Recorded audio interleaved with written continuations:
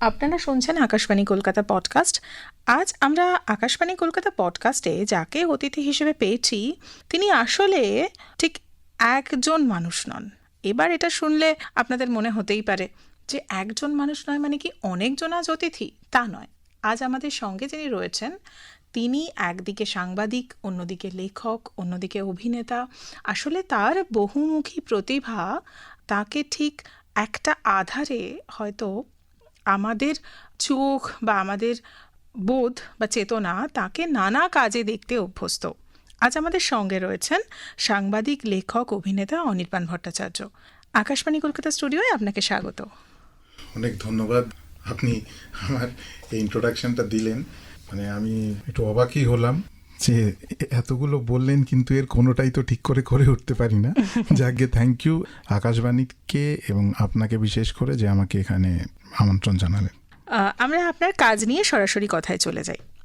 মিডিয়ার বহু মাধ্যমে আপনি কাজ করেছেন। আপনি অডিও স্টোরি প্রোডাকশনের সঙ্গে যুক্ত, আপনি লেখেন, আপনি অভিনয় করেন। কোনটা আপনার সবচেয়ে প্রিয়? প্রথমেই কঠিন প্রশ্ন।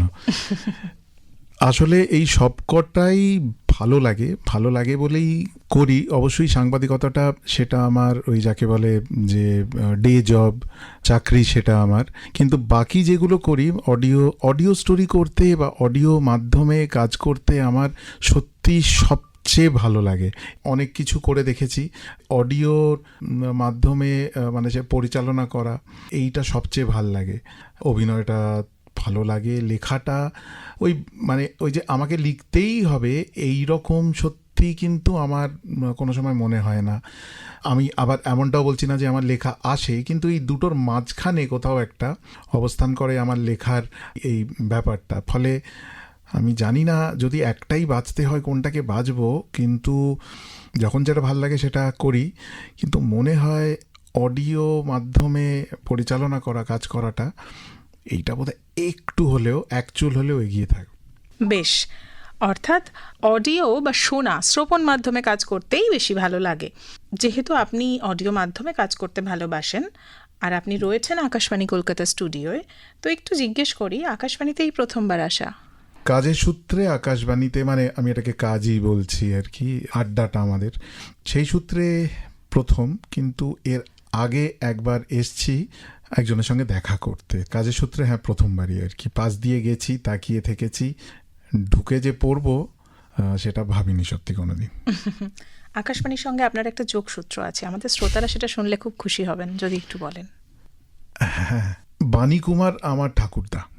তাকে সবাই মহিষাসুরমর্দিনীর স্রষ্টা হিসেবে চেনেন, কিন্তু আকাশবাণীতে বাণী কুমার নাটকে বা আজকে যেভাবে প্রোগ্রাম তৈরি হয়েছে বা যে ফরম্যাটটাই পুরোটাই বাণী কুমারের অনেকটা করা, নাটকের ক্ষেত্রেও এবং সব ক্ষেত্রেই আর কি। তো এত গল্প শুনেছি ছোট থেকেই, আমার ঠাকুরদাকে দেখিনি, কিন্তু ঠাকুরদার কথা শুনে, ঠাকুরদার ওই সময়টায় আমাদের বাড়ির সবার কল্যাণে পৌঁছে গেছি। আমাদের বাড়িতে সেই কাঠের টেবিলটা এখনও আছে বা চেয়ারটা, যাতে বসে দাদু মহিষাসুরমর্দিনী কিংবা এমন আরও অনেক চম্পু লিখেছিলেন, সেই পেনটা, সেই অরিজিনাল স্ক্রিপ্ট এবং সব কিছু। তো ফলে ছোট থেকে ওইগুলোর মধ্যে থেকে আকাশবাণীর পাশ দিয়ে যখন যেতাম তখন মনে হতো আরে এই আকাশবাণীতেই, মানে গল্প শুনেছি। ইন্দিরা গান্ধী তখন আইএনবি মিনিস্টার, তো দাদু কানে কম শুনতে পেতেন। কাজ করছেন, এইবার ইন্দিরা গান্ধী এসছেন এবং একটা ওই পরিদর্শনে এসছেন আর কি। তখন দাদুর খেয়ালই নেই, তো উনি টেবিলের পাশে এসে দাঁড়িয়েছেন। বীরেন্দ্রকৃষ্ণ ভদ্র ছিলেন, আরও অন্যরাও ছিলেন। তো তারা বলছেন পানি পানি, মানে আমি যা শুনেছি আর কি যেমনটা। তো দাদু তো কানে শুনতে পান না, দাদু কাজ করে চলেছেন এবং দাদুর কোনো হুঁশ নেই যে সামনে ইন্দিরা গান্ধী দাঁড়িয়ে আছেন, আফটার অল মন্ত্রী, জওয়াহরলাল নেহরুর মেয়ে বলে তখন পরিচিত বেশি। তো তখন নাকি ইন্দিরা গান্ধী বলেছিলেন যে let him work, because it is because of people like him that Akashvani is still there and we are still here, so let him work. তো তারপর ইন্দিরা গান্ধী চলে যান। চলে যাওয়ার পর দাদুর হুঁশ নেই যে একটা দল এসছিল, সামনে দাঁড়িয়ে চলে যায়। তো এই গল্প শুনেছি। বা ভারত স্বাধীন হওয়ার পর প্রথম যে অনুষ্ঠানটা 1947-এ সেই 15ই আগস্টে সেই সকালে প্রথম যে অনুষ্ঠানটা, রাত 14ই আগস্টের রাত্রিরে প্রথম অনুষ্ঠানটা কিন্তু দাদুর তৈরি করা ছিল। তো এইগুলো শুনতাম আর পাশ দিয়ে যেতাম, খেলা দেখতে ভালোবাসি, ইডেনে আসতাম, ভাবতাম যে আরে এই বাড়িটায় তো দাদু ছিল, দাদু থাকতো, এটাই ছিল বাড়ি দাদুর একরকম।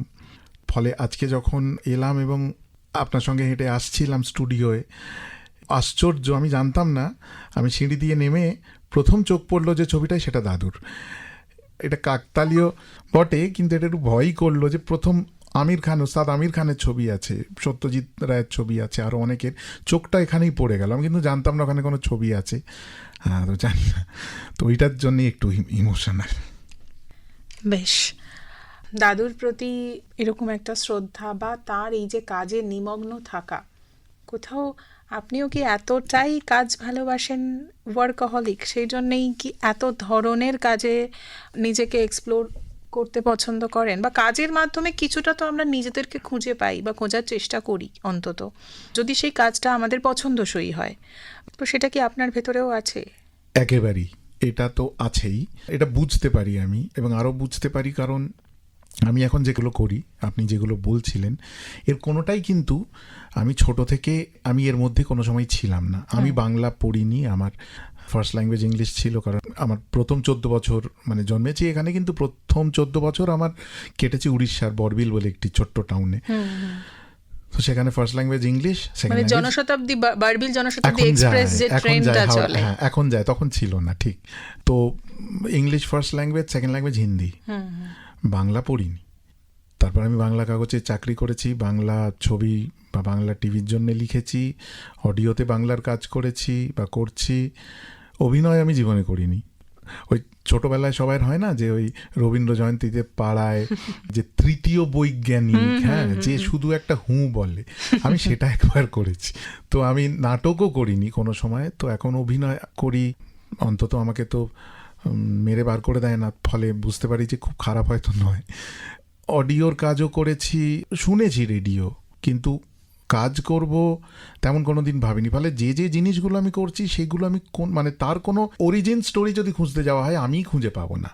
কিন্তু আপনি যে কথাটা বললেন যে এইগুলো করতে করতে আমি ওই কোথাও নিজেকে অবভিয়াসলি খুঁজে তো পাচ্ছি, এবং আশ্চর্য আবিষ্কার করার একটা প্রসেস চলে একেবারেই। লেখার ক্ষেত্রে আমি যখন লিখেছি খেয়াল হয়নি, অনেক পর সেটা হয়তো বই হয়ে বেরিয়েছে, সেইটা পড়তে গিয়ে আমি দেখছি যে আমি আসলে 4-5টা লেখা একই থিমে লিখেছি। আমি যখন লিখছি কাগজে, তখন তো কোনো একটা বিষয় লিখতে হবে বলে লিখছি, আমাকে এত জায়গা দেওয়া হয়েছে, এতটা শব্দ দেওয়া হয়েছে, তাতে আমি ভরিয়ে দিচ্ছি। পরে আমি বুঝে দেখেছি যে তার মধ্যে একটা সুতো ছিল। সেইটা ওই আমার প্রথম বই যেটা বেরিয়েছিল মরা আলো সিম্ফনি বলে, সেখানে যখন ওই লেখাগুলোকে এক করছি আমি, তখন দেখলাম একটা থিম আসলে চলছিল আমার মধ্যে। ফলে আমি নিজেকে আবিষ্কার করছিলাম, বুঝতেও পারছিলাম না।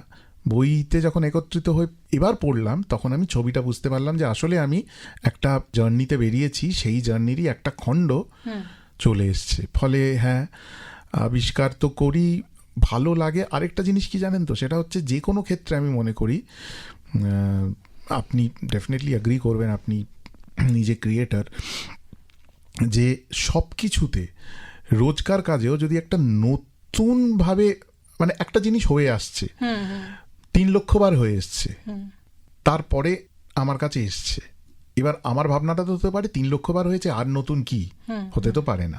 এবং আমি তো কোনো জিনিয়াস নই যে আমি ছাড়খাড় করে নতুন কিছু বানিয়ে দেব, কিন্তু আমি বলছি যে হ্যাঁ আমি অ্যাভারেজ, কিন্তু অ্যাভারেজ হয়েও একটা তো চেষ্টা থাকবে যে একটু দেখি না 3 লক্ষ 1তমটা একটু যদি আলাদা হয়, তো ওইটা অভিনয় বা অডিও মাধ্যমে পরিচালনার ক্ষেত্রে বা লেখার ক্ষেত্রে, অডিওর লেখা বা এমনি লেখা, অভিনয়, সব দিক দিয়ে আমার মনে হয় এই চেষ্টাটা একটা যদি জারি থাকে সর্বক্ষণ, এইগুলো একটু নিজেকেই মোটিভেট করে আর কি আশপাশের অবস্থা দেখে। আপনার কথা শুনে ওটাই মনে হচ্ছে, ওই যে আমি যদি ভুল না করি, অপুর ওই ডায়লগটা সৌমিত্র চট্টোপাধ্যায় যেটা বলেছিলেন যে সে রোজই একই কাজ করছে, প্রত্যেক দিনই সে তার অভাব রয়েছে, তার অসুবিধা রয়েছে, সে সমস্যার সঙ্গে লড়াই করছে, কিন্তু সে পালাচ্ছে না, বেঁচে থাকছে, এসকেপ করছে না, জীবন বিমুখ হচ্ছে না, এটাই একটা বড় জায়গা তৈরি করে। আমার মনে হয় কাজ আমাদেরকে এই জায়গাটায় কিছুটা তৈরি করে দেয়। একেবারে, এবং সিস্টেম আমাদের সে সুবিধাটা দিচ্ছে না এটা বলতে পারি, এবং সেটা সত্যিও বটে অনেক ক্ষেত্রে, কিন্তু তার মধ্যে থেকেই যদি কিছু করার হয় চেষ্টা তো করি। কি হবে, ম্যাক্সিমাম না করে বাড়ি চলে যাব, কিন্তু চেষ্টাটাই যদি না করি তাহলে তো এমনিই বাড়ি চলে আসবো, তাই না? নিশ্চয়ই। আপনি পরিচালনা করেন, লেখেন, সংবাদপত্রের সঙ্গেও যুক্ত রয়েছেন। এই যে বিবিধ অভিজ্ঞতা, সেটা কি অভিনয়ের সময় কাজে লাগে বলে মনে হয়? হ্যাঁ, এটা লাগে। দেখুন, এই সবকটা ক্ষেত্রে তো অনেক মানুষের সঙ্গে মিশতে হয়, ঠিক। এবং অনেক মানুষকে দূর থেকে দেখাও যায় তারা কিভাবে রিয়্যাক্ট করছেন। তারা রিয়্যাক্ট করছেন আসলে কি সেটাই দেখাতে চাইছেন নাকি অন্য কিছু দেখাতে চাইছেন, ভেতরে অন্য আছে, এগুলো বোঝা যায়। এগুলো মানে আমরা মুদির দোকানে একটা মুসুর ডাল কিনতে গেলে পেছনের যে ভদ্রলোক বা ভদ্রমহিলা রয়েছেন তার আচরণে কি আমরা বুঝতে পারি না যে তিনি আসলে কি চাইছেন, তিনি কি আসলে কোনো একটা ভাবে আমার থেকে লাইনে এগিয়ে এসে অন্য কোনো ভাবে নিয়ে নিতে চাইছেন, নাকি তিনি অ্যালাউ করছেন, আচ্ছা ঠিক আছে আমি দাঁড়াচ্ছি। ছোটোখাটো ক্ষেত্রে দেখা যায়, বোঝা যায়। তো লেখার ক্ষেত্রে আমি কেটার করছি কাকে? আমি এই যে লেখাটা লিখছি, আমার মনে একটা জিনিস আছে, আমার একটা মৌতাদ তৈরি হচ্ছে, হয়তো আমার ভালো লাগছে, কিন্তু আমার ভালো লাগাটা কি যার কাছে যাচ্ছে তারও ভালো লাগবে? এটা তো আমাকে জানতেই হবে। আমি যদি কানেক্ট না করি, অভিনয়, লেখা, কথা বলা, এই সবকটাই তো কমিউনিকেট করার জায়গা, সৃষ্টিশীল ক্ষেত্রগুলো কমিউনিকেট করতে হবে। এবার আমি নিজের জন্য করতেই পারি, কিন্তু সেইটা মানে আমাকে যদি কেউ পে করেন, আমি অন্যের হয়ে কাজ করছি, তাহলে কিন্তু আমার সেটা মাথায় রাখতেই হবে যে একটা ব্যালেন্স যদি থাকে, আমি নিজেরটাও করলাম কিন্তু এমনভাবে করলাম যেটা বিজনেসকে ব্যাহত করলো না, লোকে ভয় পালিয়ে গেল না যে ওরে বাবা আবার কঠিন কী সব লিখবে বা কঠিন কী সব বলবে। এইটা অভিনয়তে খুব আসে। আমি কোন চরিত্রটা হব, আমি কি সেই চরিত্রটা হব বা চেষ্টা করব হবার যাকে আমার একেবারে পছন্দ নয়? তাহলে আমি চেষ্টা করব ভাবার যে কেন আমার ওই লোকটাকে পছন্দ ছিল না, তাহলে সেই জিনিসগুলোকে কি একটু বাড়াবো নিজের মধ্যে, আচরণের মধ্যে, কথা বলার মধ্যে, ভাবনার মধ্যে।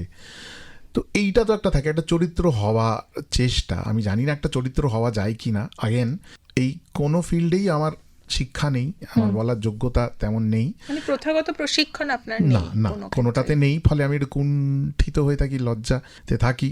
কিন্তু আমি তাও সে শিক্ষাটা যাদের আছে তাদের সঙ্গে কাজ করছি, তো ফলে এইটা হয়। কিন্তু তখন আমার আরেকটা জিনিস মনে হয় যে শিক্ষা ছাড়া একটা তো ইনস্টিংক্ট আছে, আমি যদি সেইটা করে তাদের মতন হতে পারি বা এমন একটা জায়গায় যেতে পারি যেখানে তারা আমাকে মেনে নিচ্ছেন, তো তাহলে তো একটা জায়গায় আমি পৌঁছলাম, গ্রহণযোগ্যতা তৈরি হচ্ছে, সেইটা যদি নিশ্চিত হওয়া যায় তাহলে বোধহয় আত্মবিশ্বাসও বাড়ে।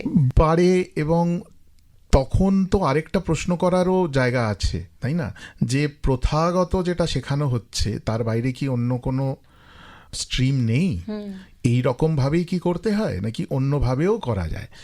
এবং ওইখানেই চলে আসে ওই ব্যাপারটা যেটা বলছিলাম যে আমার একটা চেষ্টা করে দেখি না, অন্যও যদি কিছু হয়, ওই তাগিদটা থাকে। তো ফলে অভিনয়তে, লেখাতে বা যে কোনো মিডিয়ামেই, সেটা একটা বিজ্ঞাপনের ক্ষেত্রে, একটা ব্র্যান্ডের ক্ষেত্রে, আমি যদি একটা টোটাল পাবলিসিটি ক্যাম্পেইন ভাবি, সেখানেও তো এটা থাকে। তো ফলে ওই চেষ্টাটা থাকে আমার। তো হ্যাঁ, হেল্প তো করে অবশ্যই এভাবে আর কি, সব ক্ষেত্রেই। এই যে আপনি বলছেন যে আপনি বিভিন্ন ক্ষেত্রে যখন এই ধরনের ক্রিয়েটিভ ক্ষেত্রগুলোয় কাজ করেন, আপনি চেষ্টা করেন যে একটু নিজের মতো করে বা আলাদা করে যদি কিছু করা যায়।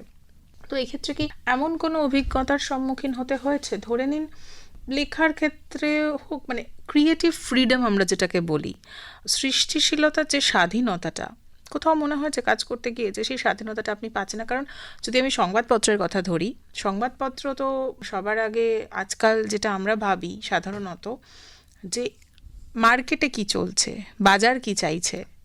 অভিনয়ের ক্ষেত্রেও যদি আমি ভাবি, সেটাও কিছুটা তাই, যে দর্শক কি চাইছে, কিন্তু দর্শকের সব চাওয়াই যে একজন অভিনেতার চাওয়ার সঙ্গে বা তার দেওয়ার সঙ্গে ওই সুতোটা যে জুড়বেই, সেটা তো সব সময় নাই হতে পারে। তো ওই জন্যই ক্রিয়েটিভ মানুষদের ভেতরে সবসময় একটা দ্বন্দ্ব কাজ করে।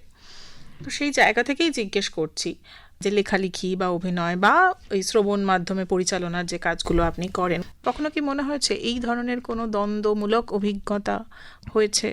হ্যাঁ, প্রচুর হয়েছে। কাগজের ক্ষেত্রে একটা খুব ইন্টারেস্টিং জিনিস হয়েছে। শুরু থেকেই কোথাও একটা আমি বুঝে গিয়েছিলাম যে একটা ব্যালেন্স আমাকে আনতে হবে। আমার কোম্পানি পলিসি হয়তো একরকম, সেটা আমার পছন্দ হচ্ছে না, আমি ওপেনলি লিখতে পারবো না, লেখা যায়ও না, মানে তাহলে আমি চাকরি করছি কেন, মানে তাহলে তোমাকে বেরিয়ে যেতে হয়। তো আমি সেই ব্যালেন্সটা শুরুর দিন থেকেই কোনো একটা ভাবে পেয়ে গেছি, যেখানে আমি কোম্পানির পলিসি বিরুদ্ধে যাইনি, কিন্তু আমি আমার কথাটাও লিখে গেছি। উইদিন কোড যদি বলি ক্যামোফ্লাজ করা নিজের থটগুলোকে, সেইটা আমি পেরে গেছি। এইটা অনেকে মনে করতে পারেন যে একরকম বশ্যতা স্বীকার করা হয়েছে। আমি বলবো যে যদি ঠিক করে লেখা দেখা হয় তাহলে দেখা যাবে যে আমি বশ্যতা স্বীকার করিনি, বা আমার মতন আরও হয়তো কয়েকজন করেননি। কোম্পানিও কিন্তু তাদের ওপর বিরূপ হয়নি, কারণ ওই ক্যামোফ্লাজিংটা খুব ভালোভাবে হয়েছে। এটা লেখার ক্ষেত্রে। অভিনয়ের ক্ষেত্রে তেমন কিছু থ্যাঙ্কফুলি এখনো হয়নি, এ কারণে, কারণ এটা আমার সৌভাগ্যই বলবো, আমি যেহেতু লিখি, আমি যে পরিচালকদের সঙ্গে কাজ করেছি তারা মনে করেছেন যে আমি আমার মতন একটা সংলাপ বানিয়ে নিতে পারি। ফলে একটা সংলাপ লেখা রইল, এবার সেই সংলাপটা আমি আমার মতন, তারা শুরু থেকেই বলে দেন যে তুমি তোমার মতন, বা আপনি আপনার মতন, বা তুই তোর মতন, যে যা বলে করে নে। এবার আমি সেটা পরিচালকের বা রাইটার যিনি লিখেছেন তার যে মূল ভাবনাটা বয়ানটা, সেইটাকে অবিকৃত রেখেই আমি আমার মতন করে নিয়েছি।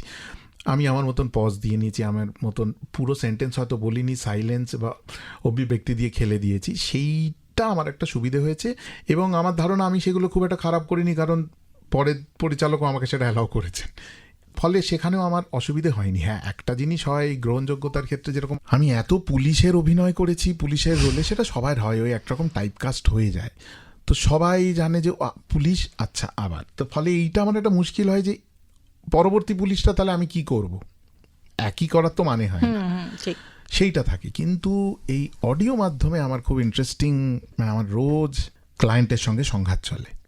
আচ্ছা, হ্যাঁ, কারণ আমি মনে করি অডিও মাধ্যমে আমি প্রায় 15 বছর হলো আমি পরিচালনার কাজ করছি বা লেখার কাজ করছি, নানা প্ল্যাটফর্মে করেছি, হিন্দিতে কাজ করেছি ন্যাশনাল এর জন্যে, কিন্তু আমি দেখছি বাংলায় এখনো একটা খুব শক্ত জমাট একটা ভাবনা রয়ে গেছে, এবং সেটা রয়ে গেছে হচ্ছে যারা কাজটা দেন, মানে যারা মাথায় বসে আছেন তাদের মাথায়, যে একরকমভাবে একটা ন্যারেশন হতে হয়। একটা গল্পে সংলাপ ছাড়া যে ন্যারেটার, সে গম্ভীর গলায় বলবে, তার কোনো অভিব্যক্তি থাকবে না।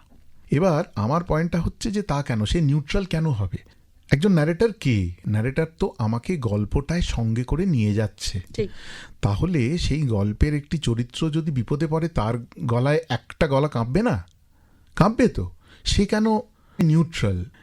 কেউ নোবেল পেলেও আমার কোনো আনন্দ নেই, কেউ মারা গেলেও আমার কোনো দুঃখ নেই, এই কেন হবে? তার গলা সবসময় ওরকম গমগমে হতে হবে কেন? হ্যাঁ, শুনতে ভাল লাগে, কিন্তু আজকে যদি আমরা দেখি ভারতীয় মিউজিকে, আমি আগেকার কথা বলছি না, এআর রহমান কি করলেন?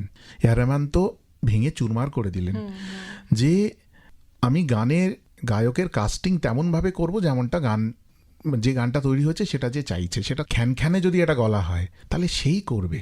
একটি গানের কথা আমি বলতে পারি, গজনীর একটি গান, সেই গানটিতে জাভেদ আলী গাইলেন মূল গানটা, আর একটা হামিং সেটা করালেন সোনু নিগমকে দিয়ে। এটা কেউ ভেবেছে এটা কোনোদিন উল্টোটা হয়? ঠিক। তার মনে হয়েছে যে ওই চরিত্রটা যে অভিনয় করছে, সেখানে আমির খানের চরিত্রটা ছিল, সেটা জাভেদ আলীর সঙ্গে যাবে, এবং জাভেদ আলীর গলা একটু পাতলা, তো জাভেদ আলীর মূল গানটা গাইবে, আর সোনু নিগম যে বড় স্টার এবং অনবদ্য গায়ক, তাকে আমি শুধু একটা হামিংয়ের জন্য ইউজ করব। এটা কি কলকাতায় আজকে বসে কেউ ভাবতে পারে? করতে দেওয়াই হবে না। অডিও মাধ্যমে অনেকের কাছে আমি শুনেছি যে ওই তুমি ভয়েসটা একটু ভারী নিয়ে নাও। ইনফ্যাক্ট বলা হয় যে অডিও মাধ্যমে আবার অ্যাক্টিং কেন করাচ্ছ, পরিষ্কার করে সবকটা কথা শুনিয়ে দাও শ্রোতাকে। আমার তো এখানে মূল সংঘাতটা। একটি এক্সাম্পল যদি আমি দিতে পারি ছোট করে, যে একটি চরিত্র খুব কষ্ট হয়েছে তার, সে কাঁদছে ফোনে, একটি বিশ্বাসঘাতকতা হয়েছে তার কাছে, সে বিশ্বাস ফিরে পাচ্ছিল, তারপর আবার তার সঙ্গে একটি বিশ্বাসঘাতকতা হয়েছে। ফোনে যার সঙ্গে কথা বলছে তাকে ফোন করে সে কি করবে? সে কাঁদবে। একটা ডায়লগও রয়েছে, যে স্ক্রিপ্টটা আমি পেয়েছিলাম কাজ করার জন্য, সেখানে ডায়লগ ছিল যে এটা তুমি কেন করলে। এবার আমি কি করালাম, এবং অ্যাক্টর যিনি ছিলেন তিনি কি অসাধারণ করলেন, তিনি কাঁদলেন, ফুঁপিয়ে কাঁদলেন, আওয়াজ করে কাঁদলেন না, ব্রিদিংটা পেলাম। তারপর ওই যে এটা তুমি কি করলে সেইটা সে হাফ সেন্টেন্স বলল, তারপর আবার কান্না, গলা ধরে গেল। এটা আমি করলাম, আমি এবং অ্যাক্টর আমরা প্ল্যান করে এটা করলাম। তারপরে আমাকে বলা হলো যে কি অনির্বাণ, এত বছর ধরে তুমি কাজ করছো, এত অভিজ্ঞতা তোমার, তুমি এই ভুলটা কি করে করলে? আলাম কি ভুল করলাম? বললো যে অভিনয় কেন করছে? আলাম অডিও ড্রামাতে অভিনয় করবে না তো কি করবে? তা বললো না মানে দেখো কান্নাকাটি করেছে সে ঠিক আছে, ডায়লগটা তো পরিষ্কার করে বললো না। আমি বললাম যে এই কি কথা, ওই রকম অবস্থায় একজন পরিষ্কার করে ডায়লগ বলতে পারে, আমরা বলি নর্মালি? সে বললো না, কিন্তু ওটা শুনিয়ে তারপর কান্নাকাটি করাও, মানে জোর করে ওটা শোনাতেই হবে। এইটা যখন আমি শুনি তখন তো মনে হয় যে পরশুরামের মতন খড়গ নিয়ে বেরিয়ে পড়ি, বাকিটা করবো না হয়তো, কিন্তু আমি বলি যে প্রতিবাদটা এখানে করতে হবে যে না আমি ওটা করাবোই। কি করবে তুমি? আমাকে বাদ দেবে, আমাকে কাজ থেকে বাদ দেবে, আমি আরেকটা কাজ ধরে আমি ওইটাই করাবো। ওইটা তো করাতে হবে, কারণ দ্যাট ইজ দ্য ওয়ে আমি মনে করছি। এবার যদি কেউ আমাকে প্রমাণ করে দেন যে না এছাড়া অন্যভাবে ওই চরিত্রটি বলতে পারে, তাহলে আমি সেটা শিখে নেব। তো এইটা চলছে এবং চলবেও। হ্যাঁ ঠিক। আসলে শ্রবণ মাধ্যমের মূল কাজ হচ্ছে একটা ছবি তৈরি করা, এবং যেটা আমরাও রেডিওয়ে কাজ করতে গিয়ে শিখেছি যে আমরা যেভাবেই প্রোগ্রাম করি যেন আমার মাথার ভেতরে একটা ছবি তৈরি হয়, মানে যা শুনছি তাই যেন আমি দেখতে পাই, আমার ওই কল্পনায় বা মানসপটে আমরা যেটা বলি যেন সেটাই আমরা দেখতে পাই। তো সেই দেখতে পাওয়ার জন্যে এক্স্যাক্ট ওই শব্দগুলো বলাটা অতটাও জরুরি নয় যতটা ওই ছবিটা পারফেক্টলি তৈরি করাটা জরুরি। এটাই সাইলেন্স, অডিওতে সাইলেন্সের চেয়ে ইম্পর্টেন্ট কি হতে পারে, কিন্তু সেখানে সাইলেন্সকেই নেগেটিভ ধরা হয়, যারা ধরেন আর কি। এই সংঘাত তো ঠিক। আমরা সময়ের অনেকটা পথ পেরিয়ে এসেছি, হয়তো আজকের আড্ডায় আপনার কাজের সব অভিজ্ঞতা আমরা শুনতে পারবো না, তবুও যতটা শোনা যায়। আচ্ছা, কখনো যদি কাজের ক্ষেত্রে মানে বেছে নিতে হয়, ধরে নিন অনেকগুলো কাজের পরিসর তৈরি হয়েছে, কিন্তু আপনাকে একটা কাজ বাছতেই হবে, সেটা সময়ের কারণে হোক বা যে কোনো কারণেই হোক, কোনটা বাছেন বা বাছতে ইচ্ছে করে? মানে কোন ধরনের কাজটা, সেটা লেখা বা অভিনয় বা এই শ্রবণ মাধ্যম? অডিও পরিচালনা অবশ্যই। বেশ। আপনি যে এই এত ধরনের কাজ করেন, তো প্রত্যেকটা কাজের অভিজ্ঞতাই যে সবসময় খুব সুখকর তা তো নয়, স্বাভাবিক, কারণ ক্রিয়েটিভ জায়গা কখনোই ওই পিস আর ক্রিয়েটিভিটি দুটো কোথায় প্যারালালি চলাটা একটু ডিফিকাল্ট। তো সেই জায়গায় ব্যালেন্স করেন কিভাবে, মানে সময়ের ব্যালেন্স, নিজের মনের ব্যালেন্সটা তো সত্যি কথা বলতে মানে একটা কাজ করে আমি যেরকম অভিনয়, আমি আমার শেষ অভিনয় ডাবিং ছাড়া কবে দেখেছি আমার মনে নেই। অনেকে ভাবেন যে আমি খুব ওই ফাঁট আমার আর কি, যে আলাদা হয়েছে যে ও আচ্ছা ও এটা ইমেজ। আমি সত্যি আমি দেখার পর আর আমি দেখি না, কারণ আমি পরেরটায় চলে যাওয়ার চেষ্টা করি। মনে তো থাকে কি ভুলগুলো করেছিলাম, সেটা মনে থাকে, কিন্তু একটা যদি জিনিস ভালো করি তাহলে সেটা বসে দেখবো কেন, সেটা তো আমি জানি, তাহলে সেটা আরও একটু পারফেকশনের দিকে যাব। আর বাকিটা ব্যালেন্স বলতে আমার এক বন্ধু খুব সুন্দর কথা, তার সঙ্গে আড্ডা হচ্ছিল গতকালই, খুব সুন্দর কথা বলল, ঠিক এই প্রশ্নটা একজন করেছিলেন আমাকে, তাতে আমি কিছু বলার আগে সে বলল যে আমার মনে হয় অনির্বাণ বাজে কথা না বলে কাজটা করে। আমি বললাম যে আরে এটা তো ঠিক, তো ওই বাজে কথা না বলে কাজটা করে এটাই আমি বিশ্বাস করছি আর কি, মানে একটু দেখি না আর কি হবে, নতুন একটা কিছু করার চেষ্টা করি সবাই মিলে, ফেল করলে ফেল করা হলো। কারণ আমার ঈশ্বর রাহুল দ্রাবিড় একটা কথা বলেছিলেন, আমি সাংঘাতিক মানি, সেটা বলেছিল যে আমরা আমাদের ছোটদের শেখাই না হাউ টু ফেল, আমরা শেখাই না, and we should all fail and we should fail well, ভালো করে ব্যর্থ হতে হবে, নাহলে কোনো মানে হয় না, এটা তো শেখাই না। আমি চেষ্টা করি ব্যর্থ হলে ভালো করে ব্যর্থ হব, ফলে এটাই ব্যালেন্স এনে দেয় কোনো একটা জায়গায়। আপনি অভিনয় করেছেন মোটামুটি, এবং আপনার চরিত্ররা দর্শকের কাছেও যথেষ্ট প্রশংসিত হয়েছে, গৃহীত হয়েছে। তো তাই অভিনয়ে যতটা সময় দেওয়া দরকার বা যতটা সময় দিতে হয়তো ইচ্ছে করে, ততটা কি দিতে পারেন না বলে মনে হয়? না, তেমনটা নয়, কারণ আমি অভিনয় যখন করি মানে এখানে সময়ের জন্য পারছি না তা নয়। আচ্ছা। আর সত্যি কথা বলতে সব কাজই আসলে ওই বাজে কথা না বললে খুব ফাস্ট হয়। আমরা প্রত্যেকেই নানা ক্ষেত্রে এত বাজে কথা বলি, মনে হয় যে এতটা সময় এত ঘন্টা ধরে চলছে, আসলে কিন্তু কাজ করলাম 1.5 ঘন্টা, কিন্তু একটা জায়গায় রইলাম 7.5 ঘন্টা, বাকিটা আর কি ঘুমিয়ে আড্ডা মেরে বাজে বকে হাঁ করে তাকিয়ে থেকে কাটিয়ে দিলাম। ফলে ওই 1.5 ঘন্টাটা যদি আমি ফোকাস করি তাহলে কিন্তু সব করা যায়। আচ্ছা, আমরা অনুষ্ঠানের একেবারে শেষ প্রান্তে চলে এসেছি। কোনো কাজের ক্ষেত্রে বা কোনো অভিনয়ের বা কিছু ক্ষেত্রে কোনো আক্ষেপ রয়েছে যে এইটা করতে চান বা করতে পারছেন না? আমার আক্ষেপটা হচ্ছে আমি বাংলাটা জানি না, অভিনয়টা জানি না, পুরোটাই আন্তাবড়ি ব্যাট চালাচ্ছি আর কি।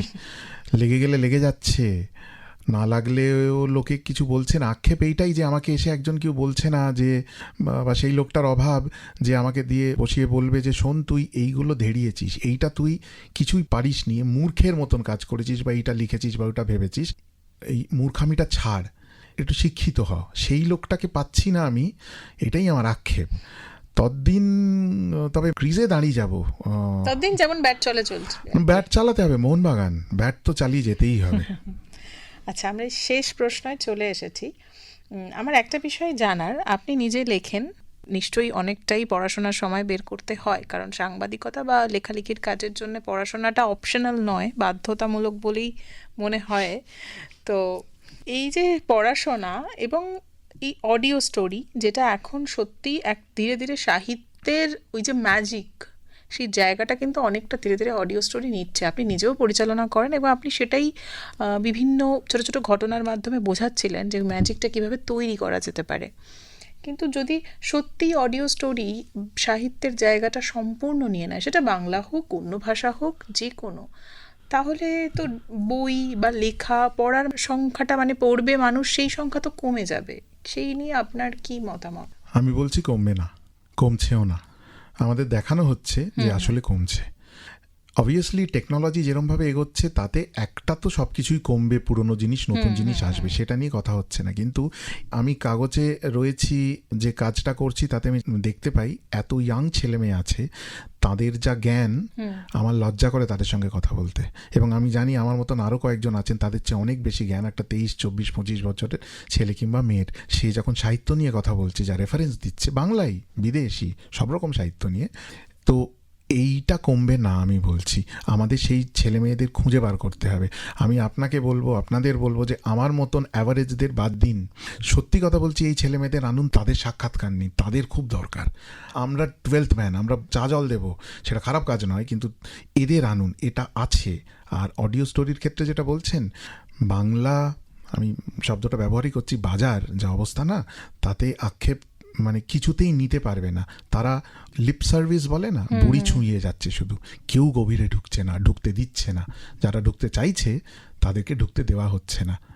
দু তরফের লোকদেরই বলছি, মানে আমি বলছি যে যারা তৈরি করছেন এবং যারা শুনছেন, গভীরে ঢুকতে দেওয়া হচ্ছে না। গভীরে ঢুকতে হবে, ওইটা ভেঙে ঢুকে যেতে হবে। ফলে সাহিত্যর কোনো ভয়ই নেই।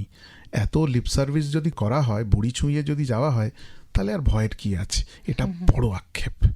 ঠিক, অর্থাৎ একটা আশার বাণী উনি আমাদের শোনালেন, ভাষা নিয়ে, পড়াশোনা নিয়ে, গভীরতা নিয়ে, গভীরভাবে পড়াশোনা বা কাজ নিয়ে আমরা একটা আশার কথা শুনলাম। তো আশা করব আমরাও যে এই যে অনির্বাণদার মতো মানুষরা যারা বিভিন্ন মাধ্যমে কাজ করছেন এবং প্যারালালি দুটো মাধ্যমে কাজ করছেন, শ্রবণ মাধ্যম এবং সাহিত্য বা লেখার মাধ্যম, যেটা প্রিন্টেড মিডিয়া আর কি আমরা বলি, তারা যখন বলছেন যে দুটো মাধ্যম একসঙ্গেও সাস্টেন করতে পারে এবং একে অপরের হাত ধরে হাঁটতে পারে, তো বোধহয় সেই আশার কথা বা আশার ভাবনা রেখেই আমরা এগোতে পারি।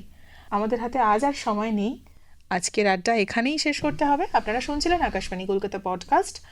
অনেক ধন্যবাদ অনির্বাণদা আকাশবাণীতে আসার জন্য এবং আকাশবাণীকে সময় দেওয়ার জন্য এবং আপনার কাজের অভিজ্ঞতা এইভাবে সুন্দর করে ভাগ করে নেওয়ার জন্য। ট্রুলি অনার্ড, হাম্বলড এই জায়গায় আসার জন্য থ্যাংক ইউ।